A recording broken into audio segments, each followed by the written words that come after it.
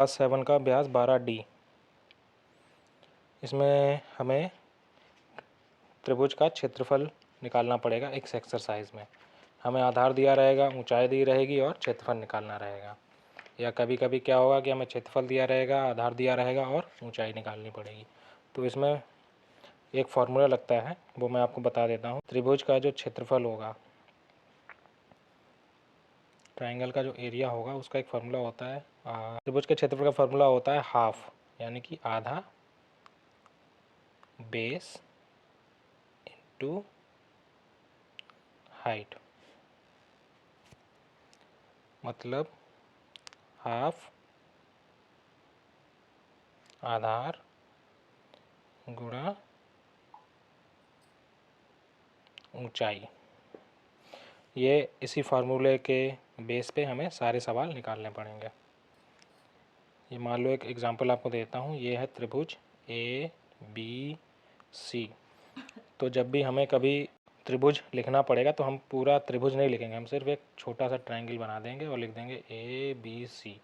तो इसका मतलब हम त्रिभुज ABC की बात कर रहे हैं, ट्रायंगल XYZ, यानी कि हम ट्रायंगल त्रिभुज XYZ की बात कर रहे हैं।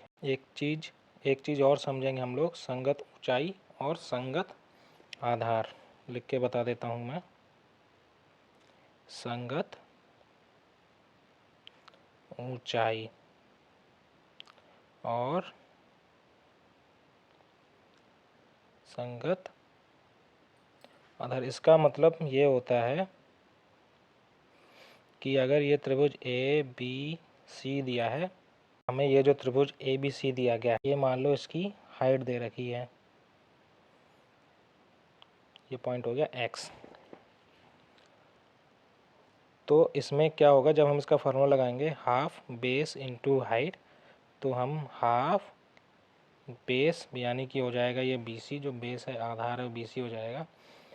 ऊंचाई में हम ये वाली हाइट लेंगे, जो हम बेस लेंगे यानी कि जो हम आधार लेंगे उसी के ऊपर एक लंबवत होना चाहिए। हम उसी लंबवत को ऊंचाई मानेंगे।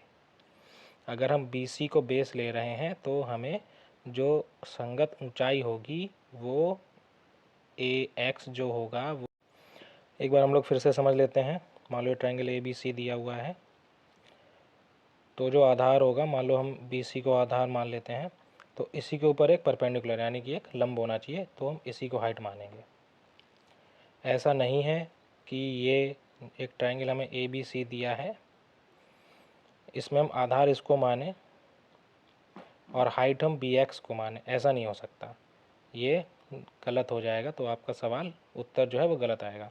हम जिस चीज़ को आधार मान रहे हैं, यानी कि अगर BC को आधार मान रहे हैं, तो इसी के ऊपर परपेंडिकुलर यानी कि हाइट दी होनी चाहिए, तभी हमारा फार्मूला एप्लीकेबल होगा, तभी हमारा फार्मूला अप्लाई हो। चलिए सवाल करके देख लेते हैं। पहला आधार और ऊंचाई दे रखी है, हमें क्षेत्रफल निकालना है। तो फार्मूला लगाएंगे हाफ आधार गुणा ऊंचाई। तो हाफ आधार होगा हमारा 4.2, ऊंचाई हमारी 2.1। हाफ 2 से ये हमारा 2.1 बार चला जाएगा, तो जो उत्तर आएगा हमारा सीधा आएगा वो 4.41 सेंटीमीटर स्क्वायर। बच्चों, आपको हमेशा याद रखना है कि आप जो भी निकाल रहे हो, एरिया निकाल रहे हो या वॉल्यूम निकाल रहे हो, यूनिट का आपको खास ध्यान देना। इसका उत्तर आएगा 4.41 सेंटीमीटर स्क्वायर। दूसरा करते हैं, फिर से फार्मूला लगाना है। हाफ आधार में दे रखा है 10, ऊंचाई दे रखी है 8, तो 2 से ये जाएगा 5 बार, उत्तर आएगा 5 गुणा 8 यानी कि 40 सेंटीमीटर स्क्वायर। तीसरा करते हैं, इसमें हमें क्षेत्रफल दे रखा है, अब की बार हमें क्षेत्रफल दे रखा है, यानी कि एरिया ऑफ ट्रायंगल जो होता है वो होता है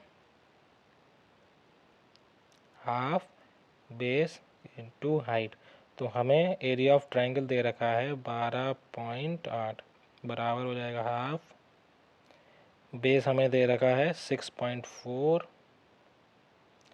इंटू H। तो क्रॉस मल्टीप्लिकेशन करेंगे तो आ जाएगा हमारा 12.8 गुणा 2 बराबर 6.4 इंटू H। फिर से 12.8 गुणा 2, ये 6.4 अब नीचे आ जाएगा बराबर h। पॉइंट से पॉइंट चला जाएगा क्योंकि इकाई के बाद ही हमें पॉइंट दिया है, तो पॉइंट से पॉइंट चला जाएगा।